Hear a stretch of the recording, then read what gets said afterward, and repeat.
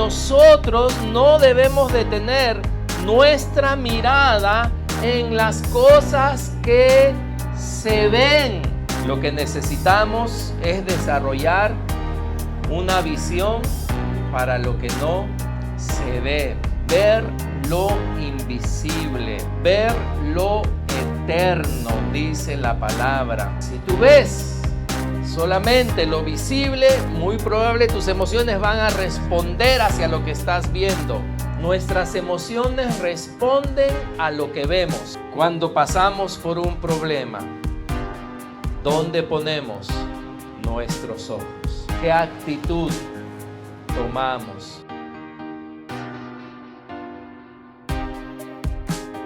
Amén. Nuestra última canción que cantamos es un himno que se llama, en español, porque es un himno traducido del inglés, y en español se llama Estoy bien con mi Dios. En inglés es algo así como que todo está bien con mi alma, ¿no? El que lo escribió. ¿Cuántos habían escuchado antes ese himno? ¿Alguien alguna vez? ¿No? ¿Sí? Algunos sí, ¿verdad? Estoy bien con mi Dios.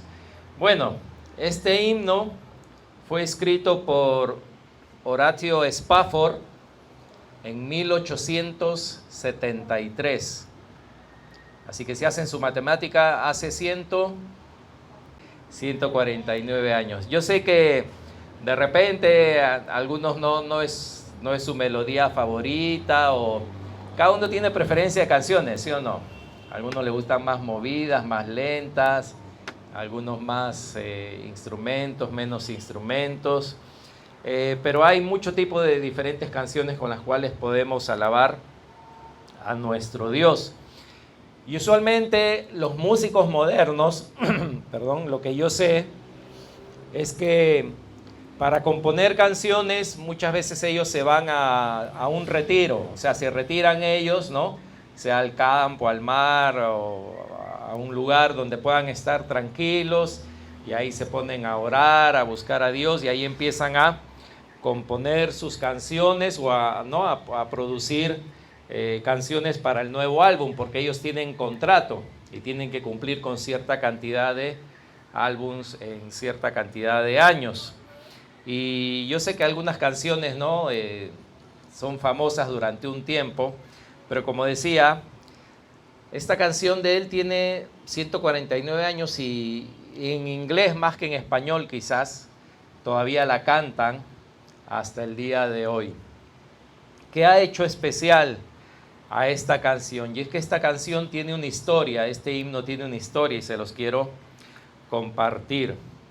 Spafford se casó y tuvo varios hijos, y solo tenía un hijo varón. Entre las hijas y los hijos solo tuvo un hijo varón, el cual a los 4 años de edad murió. Él era un abogado exitoso, y una mala operación financiera perdió una fuerte suma de dinero que él había invertido. Aparte de eso, él también tenía propiedades, tenía, vamos a decir, éxito en el rubro inmobiliario. Pero en Chicago hubo un gran incendio al año siguiente, y en ese incendio hizo que él perdiera gran cantidad, casi todo lo que eran sus propiedades. Él era cristiano y él era amigo hay un evangelista que se llama Dwight L. Moody, no sé si han escuchado, antiguo también de esa época. Él era amigo de este evangelista, y este evangelista se había ido a Inglaterra, así que él, después de que pasó todo esto, le dijo a su esposa, a sus hijas: ¿saben qué? Vámonos de vacaciones a Inglaterra, ¿no? Vamos a aprovechar el verano y nos vamos de vacaciones a Inglaterra, de pasada que visitamos a este evangelista. Pero como habían todavía algunos problemas que resolver a causa del incendio, él se quedó y mandó a su esposa y a sus hijas, en esa época en barco, ¿no?, a Inglaterra. Bueno, el barco donde estaba su esposa y sus hijas fue embestido por un buque inglés que venía y se hundió tan rápido, dicen que como en 12 minutos se hundió, que gran parte de la tripulación y de los pasajeros no pudieron salir y murieron ahogados en las aguas del océano. Entre las víctimas fatales estuvieron las 4 hijas de Spafford. Su esposa logró sobrevivir y cuando llegó en este caso llegó a Gales, a Cardiff, a una ciudad en Gales, le mandó un telegrama donde eran 2 palabras que decía única salva, porque habían sabido del accidente y lo único que ella le escribió fue única salva. Así que él, imagínense todo lo que le pasó, tomó el siguiente barco para ir a encontrarse con su esposa y dice que el barco seguía la misma ruta y el capitán le mencionó el lugar donde se había hundido el barco. Y ahí es donde dice que él miró el sitio, se retiró a su camarote, ¿no? Y con todo esto que él había pasado y con la imagen, ¿no?, de la tragedia que sus hijas habían pasado, fue que él escribió este himno. O sea que este himno no salió, ¿no?, de un hotel, de un retiro donde uno se pone a concentrar.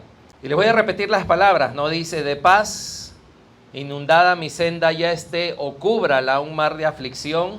Cualquiera que sea mi suerte, diré estoy bien con mi Dios. Ya venga la prueba o me tiente Satán, recuerde con fe el corazón, que Cristo ha mirado mi vil condición y su sangre vertió en mi favor. Cuán grande y glorioso tan solo pensar que Dios mi pecado quitó. Clavado a la cruz no lo llevo yo más, gloria a Dios. Estoy bien con mi Dios. Que llegue aquel día, mi fe vista será. Al irse la niebla veloz, desciende Jesús con su gran majestad. Aleluya, estoy bien con mi Dios.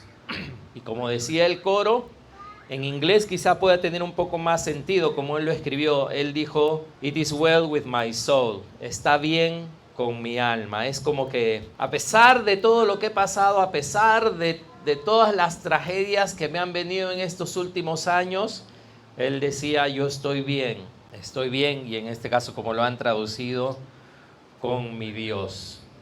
¿Qué hace que algunas personas, y hablando ahora quizá de cristianos, reaccionen de diferentes formas ante las circunstancias que le vienen?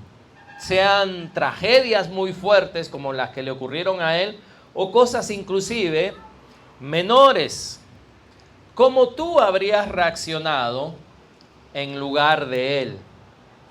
¿Qué hubieras pensado de tu Dios? ¿Qué hubieras pensado de las cosas que te acontecen, de las tragedias que vienen a tu vida?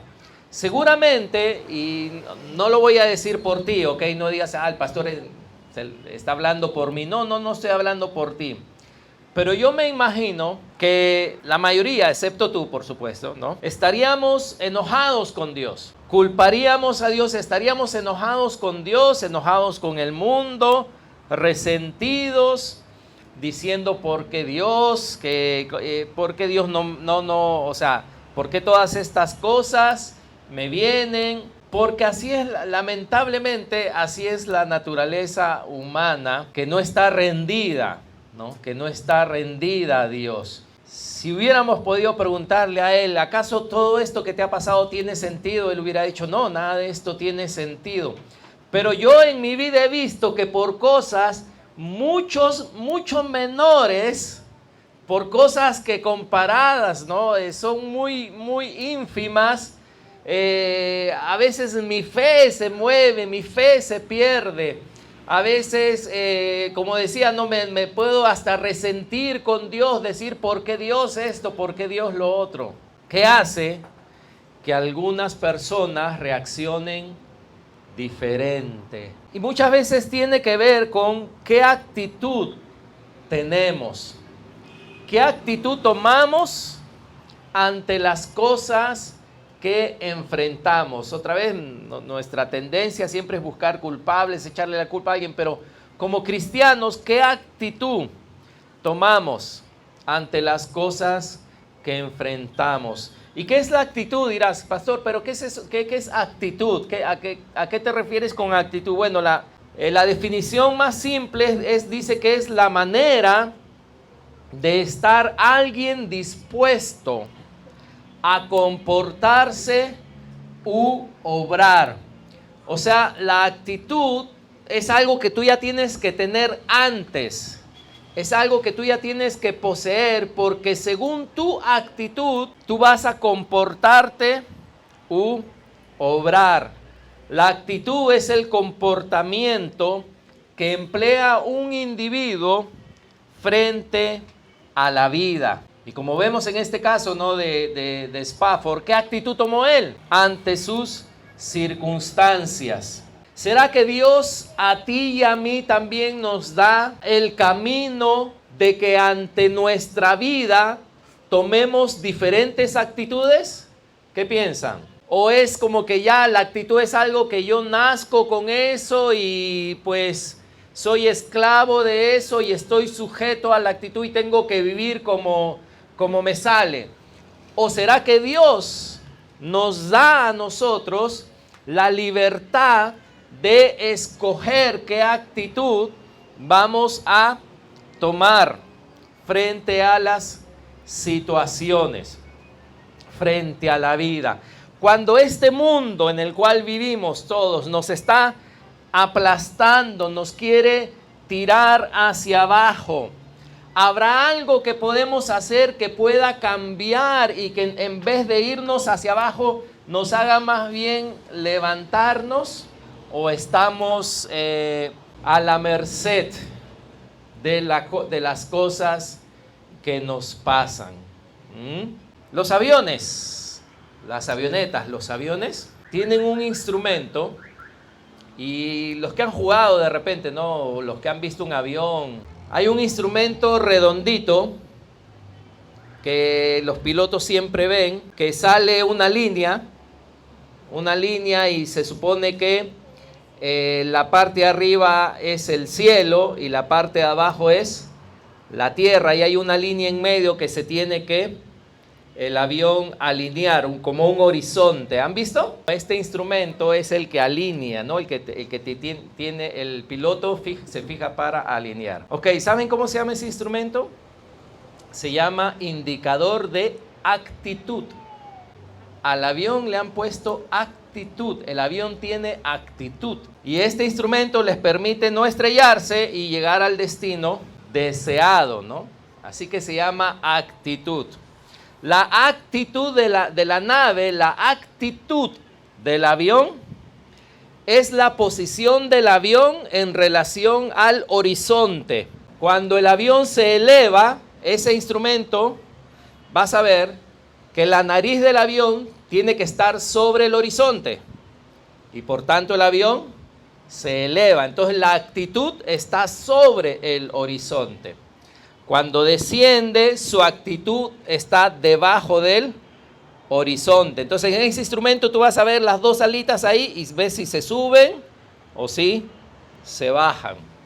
Es el indicador de actitud. Y la actitud del avión determina su comportamiento. Y cuando yo leía eso, ¿no?, de la actitud, porque justamente era una persona que estaba hablando con un piloto, él decía, nosotros tenemos que estar mirando afuera y de vez en cuando estar mirando cuál es nuestra actitud. No altitud, no, actitud, porque la actitud es la que va a determinar que tú llegues al destino. Porque la altura, tú puedes volar siempre a una altura, igual llegas, o a una altura más alta, igual llegas, ¿no? Pero la que te permite no estrellarte y llegar a tu destino es la actitud.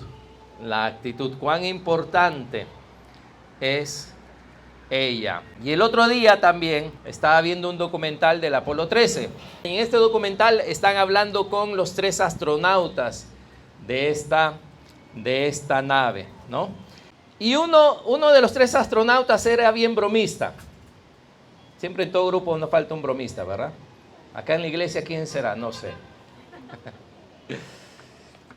Y este astronauta, el que era bromista, tenía una válvula que a veces, mientras no se dan cuenta, él la soltaba y ¡boom!, hacía un ruido y todos se asustaban, los otros dos, ¿no? Y cuando lo miraban acá, se reía, ¿no? Entonces le dan la indicación al piloto de que abra una válvula con un switch, una válvula para remover el oxígeno que estaba en el otro lado. Él abre la válvula y ya todo está funcionando y al ratito escucha un ruido también fuerte, ¿no? Pero que remeció la nave. Dice que inmediatamente voltearon donde el chistoso, ¿no? A ver si él había sido, y el chistoso estaba tan pálido como ellos. Y cuando se dan cuenta, él empieza a mirar por la ventana y se da cuenta de que había un gas, una cosa como un gas saliendo, ¿no? Y sus sensores de oxígeno bajaron, de energía empezaron a bajar rápidamente. Y ahí es donde él llama a Houston, llama a tierra, y la famosa frase, bueno, quizá más famosa en inglés, no sé qué dice: Houston, tenemos un problema. Entonces los de acá, los de la tierra, le dicen, repitan por favor, ¿qué está pasando? Y otra vez le dice Houston, tenemos un problema. Ahora imagínate tú en el espacio, ¿ok? No es que se te bajó la llanta y no vas a salir y pásame la gata y la cambio. Un desperfecto y prácticamente ya vas a ¿qué? A morir. O sea, no hay forma de regresar, y estamos hablando de 1970, no estamos hablando de ahora, ¿no? Estamos hablando de hace 50 años. Y entrevistan entonces al astronauta que se comunicó, que dijo: Houston, tenemos un problema. Y le dicen, oye, le dice el de ¿cómo se llama? El del documental, le dice: yo he escuchado varias veces tu transmisión y se te escucha calmado. Le dice, se te escucha calmado. ¿Estabas tan calmado como suenas? ¿Y sabes qué contesta el astronauta? Él dice, creo que sí. Teníamos un gran problema. Pero si durante 10 minutos yo empezaba a agarrarme a cabezazos contra las paredes, al terminar los 10 minutos iba a regresar a donde se había quedado el problema. Y por eso dice que él estaba como tranquilo. ¿Qué hacemos nosotros? ¿Ah? ¿Cómo reaccionamos nosotros? Nosotros nos damos 80 cabezazos, gritamos, lloramos, ¿no? ¿Y qué pasa después? ¿Todo está igual? ¿Solucionamos algo? ¿Arreglamos algo? No, ¿verdad? Y por eso él le decía, ¿por qué estabas tan calmado? Él dice, porque a pesar que teníamos un gran problema, de nada valía que yo me agarre contra las paredes, porque después iba a estar en el mismo lugar. Segunda de Corintios 4:18. La primera parte dice, no mirando nosotros las cosas que se ven, sino las que no se ven. No mirando nosotros las cosas que se ven, sino las que no se ven. ¿Amén? ¿Dice eso tu Biblia? Muy bien. ¿En qué categoría entran todos nuestros problemas, todas nuestras aflicciones, lo que este mundo nos manda? ¿En qué categoría? Y cosas de las cuales no tenemos control, ¿no? Cosas de las cuales no tenemos control. Pero ¿en qué categoría están? ¿En las cosas que se ven o en las que no se ven? Los problemas de este mundo, ¿en qué categoría están?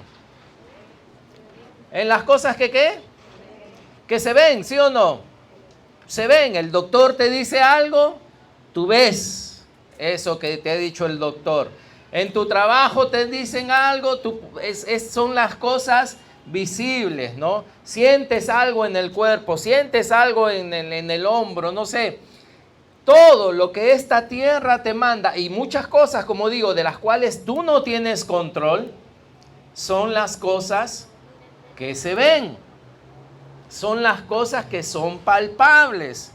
Pero el apóstol nos decía acá de que nosotros no debemos de tener nuestra mirada en las cosas que se ven. ¿Qué pasa cuando tenemos nuestra mirada en las cosas que se ven? En lo que me falta, en lo que no tengo, en lo que necesito, en el problema, en lo que me han dicho, en lo que oigo en las noticias, en lo que me dice la vecina. ¿Qué pasa cuando pongo mi actitud, cuando pongo mi mira en esas cosas? ¿Cómo puedo responder? ¿Se acuerdan? Hace unas semanas estuvimos estudiando Hebreos 11, que dice que los hombres de Dios por la fe, ¿verdad? Por la fe ellos pudieron conquistarse aún a sí mismos. Por la fe ellos, a causa de la fe, a causa de cómo ellos tenían su mirada, o su actitud, si puedo usar también esto, a causa de la fe, dice que algunos de ellos, inclusive siendo débiles, sacaron fuerzas de debilidad. ¿Qué es lo que ellos podían ver? Su debilidad. Era evidente que eran débiles, pero por la fe ellos se hicieron fuertes. Ahora, si te das cuenta, esto no tiene lógica, porque tú no puedes, como dicen, no puedes sacar algo de donde no lo hay. O sea, tú solamente puedes sacar fuerzas. ¿De dónde? De donde hay fuerzas. Tú solo puedes sacar fuerzas, ¿no? Si yo tengo fortaleza, entonces de ahí puedo sacar mis fuerzas. Pero a causa de tener su fe en Dios, a causa de tener sus ojos en Dios, ellos de su debilidad sacaron fuerzas. Fuerzas. ¿Por qué? Porque pusieron su mirada, pusieron su fe en Dios. Pusieron sus ojos en el Señor. Así que, como decía el apóstol, nos habla, ¿no? de la actitud que él tiene, y él dice: no mirando las cosas que se ven, dice, sino las que no se ven, pues las cosas que se ven son temporales, pero las que no se ven, ¿qué dice? ¿Son qué? Eternas. Pero las que no se ven son eternas. Como dice la otra traducción, dice: así que no miramos las dificultades que ahora vemos. En cambio, fijamos nuestra vista en cosas que no pueden verse. Pues las cosas que ahora podemos ver pronto se habrán ido, pero las cosas que no podemos ver permanecerán para siempre. Permanecerán para siempre. ¿Cómo creen ustedes que esta revelación que Pablo comparte con la iglesia, y él instruye a la iglesia, porque él está escribiendo acá a la iglesia en Corinto, y les está tratando de enseñar, ¿verdad? Les está tratando de darles algo, de impartirles algo de lo que él ha aprendido? Y Pablo, en el tiempo que él fue cristiano, él pudo aprender esto. Él pudo aprender esto, y esto le ayudó a que él pueda encarar cualquier cosa que encontró en su camino. Él pudo encararla y pudo avanzar para llegar, como quien dice, al destino deseado. Y esto él lo recibió. Yo estoy seguro que esto se lo tiene que haber enseñado el Señor mismo. El Señor mismo. No necesitamos hacer un esfuerzo extraordinario para lo que se ve. Lo que se ve lo vemos naturalmente. Lo que necesitamos es desarrollar una visión para lo que no se ve. Ver lo invisible. Ver lo eterno, dice la palabra. Como hijos de Dios, como cristianos, ver lo eterno. Y Pablo, ¿por qué tú escribías esto? ¿Cómo así tú aprendiste esto? Retrocedamos porque él nos dice esto, de que no debemos de ver las cosas que se ven. Retrocedamos al versículo 16 y 17. Miren lo que decía. Por tanto, decía, no desmayamos. Antes, aunque nuestro hombre exterior se va desgastando, el interior, no obstante, se renueva. ¿Cada cuánto? ¿Cada cuánto? Hermano, de día en día tú deberíamos, ¿verdad?, de estar avanzando en algo. No cada retiro, no cada una vez al año. Nos hemos perdido ya varios años el retiro. Ni cada domingo. Sino Dios nos promete que si realmente le buscamos y realmente le permitimos, hay una renovación diaria, hay un crecimiento diario. Como cuando el Señor nos asemeja a los árboles, ¿no?, que crecen. Todo el tiempo están creciendo. Hay árboles que pueden crecer por 200 años y siguen creciendo, no se detienen. No es el propósito del Señor que nosotros nos detengamos en nuestro crecimiento. Amén.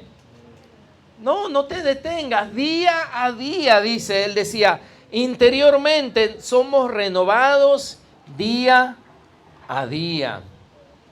Y dice el versículo 17, porque esta leve tribulación momentánea produce en nosotros un cada vez más excelente y eterno peso de gloria.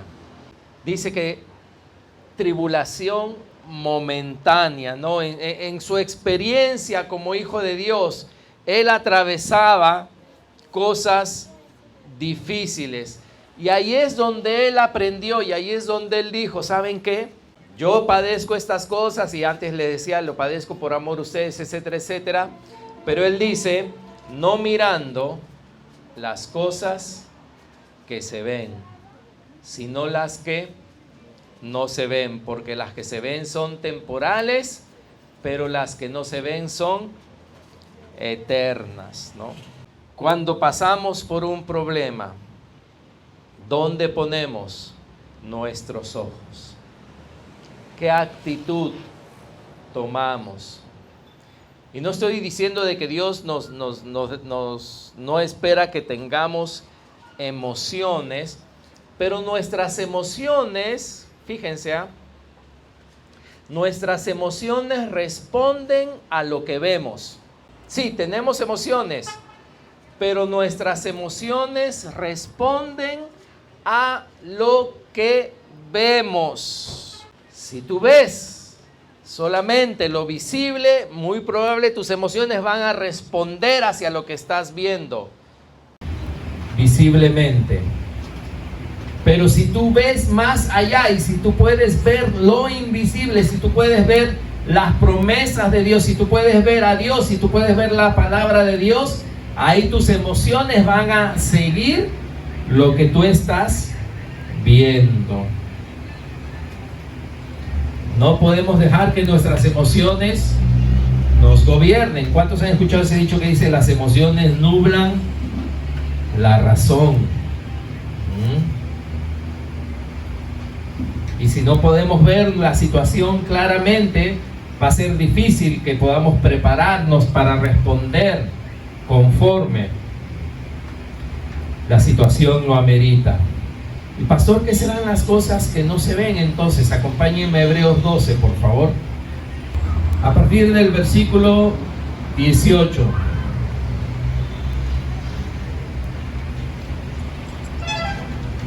Y aquí él está diciendo a dónde nosotros nos hemos acercado como hijos de Dios ahora. Y primero nos dice a dónde no nos hemos acercado, ¿no? Versículo 18.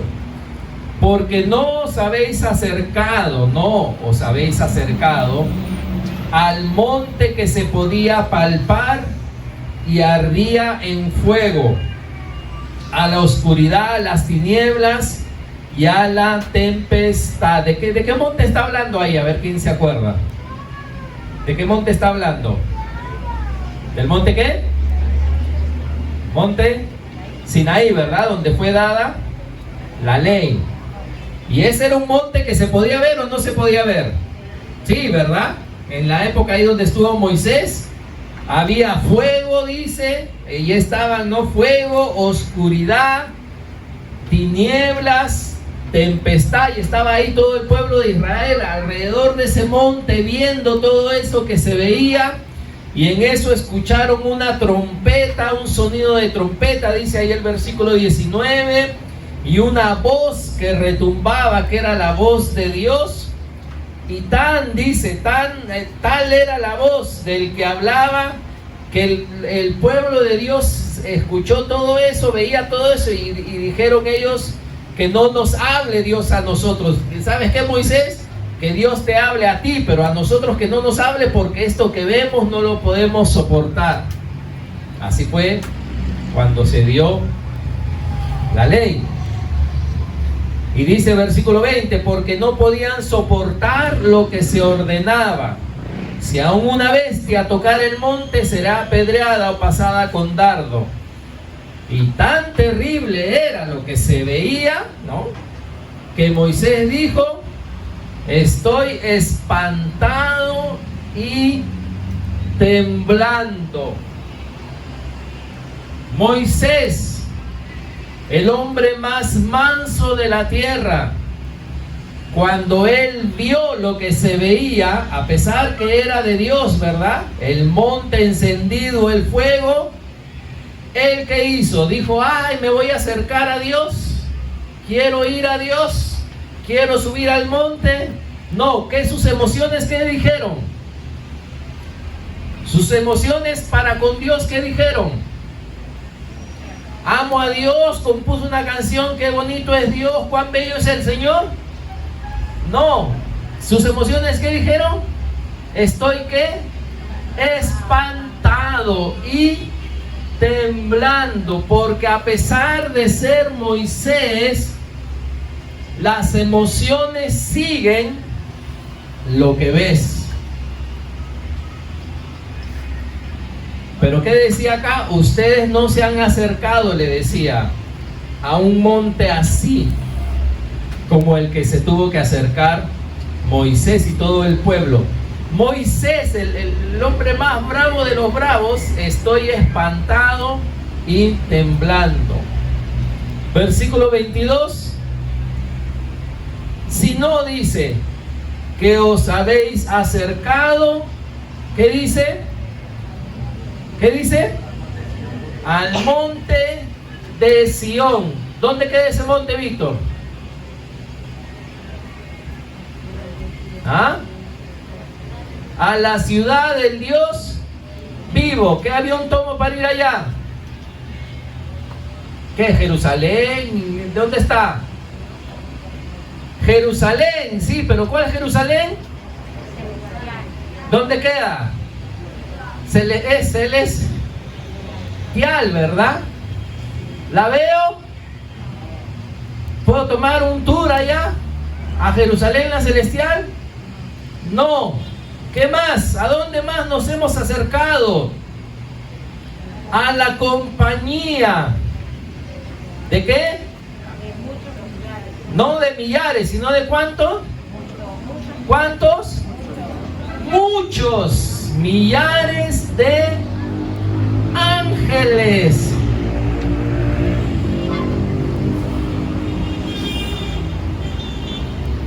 Pregunta: ¿hay más ángeles o problemas?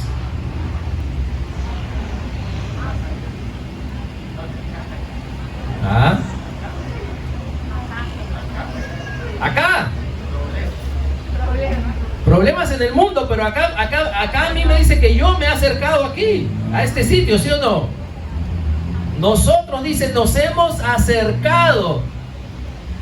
Ahora, ahí está la pregunta también. Dice que cuando mueres te vas a acercar, o dice te has acercado ya. O está hablando del futuro cuando estires la pata.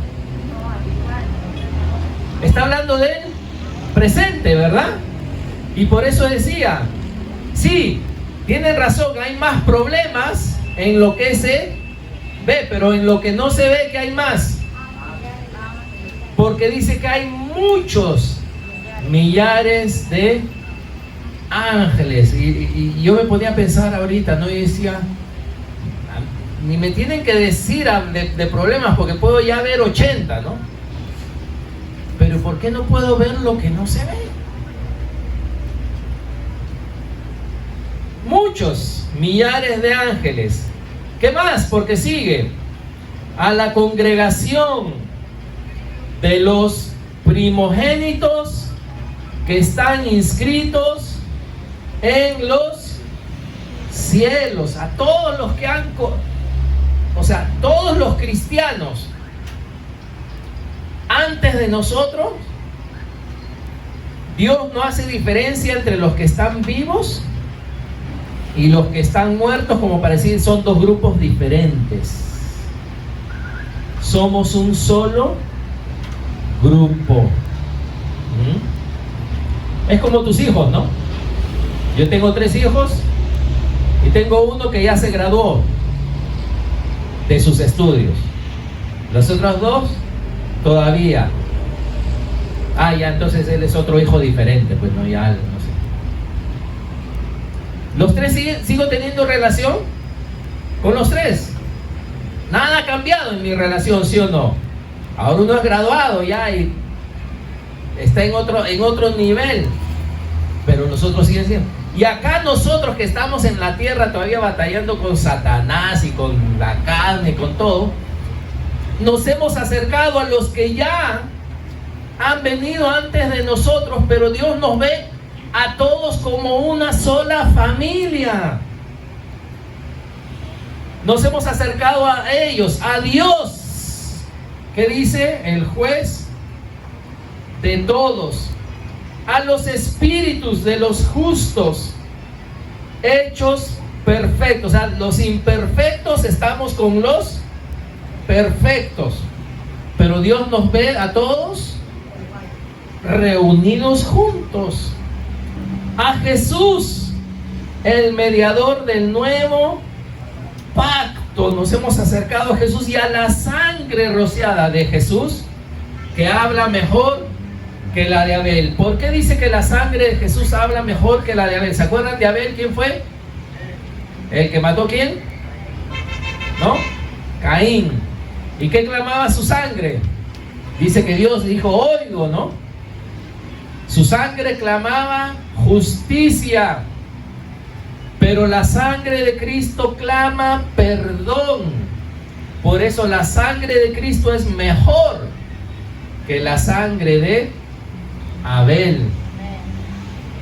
Y hermanos, ahí es donde estamos. Ahí nos hemos acercado. Eso es lo que deberíamos de estar viendo. ¿Quiénes somos en Dios? ¿Dónde estamos? Sí, como decimos, todo lo que vemos es lo visible, pero no debemos de ser transformados de ver lo visible a poder ver lo invisible. Y como decía Pablo, andar en esta tierra no mirando, ¿qué decía él? ¿Qué decía él?